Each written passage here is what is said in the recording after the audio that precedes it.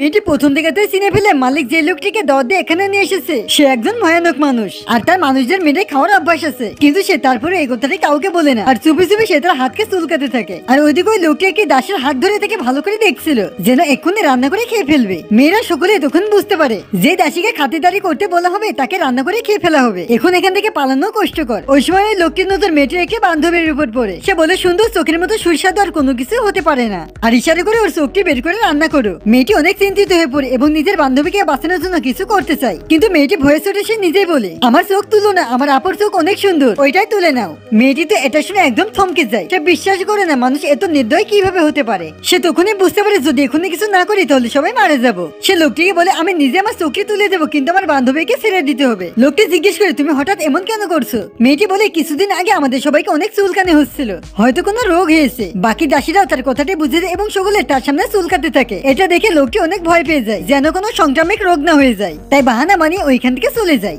সকলে মনে করে হয়তো বিপদ কেটে গেছে। তখনই মালিক বলে ওঠে, সবাইকে পাহাড়ের পাশে জীবন্ত কবর দিয়ে দাও, কারণ এখানকার কেউ এখন আমাদের কাজের নয়। হতে পারে এখন সকলে রোগও ছড়িয়ে দিতে পারে। এরপর সকল মেয়েকে একটি বড় গর্তের মধ্যে ফেলে দেওয়া হয়। তো বন্ধুরা, এর পরবর্তী পার্টে কি হয়েছে দেখার জন্য ভিডিওটি লাইক করে চ্যানেলটিকে সাবস্ক্রাইব করো। আর তুমি যদি বিটিএস লাভার হয়ে থাকো তো অবশ্যই কমেন্ট করে বলবে।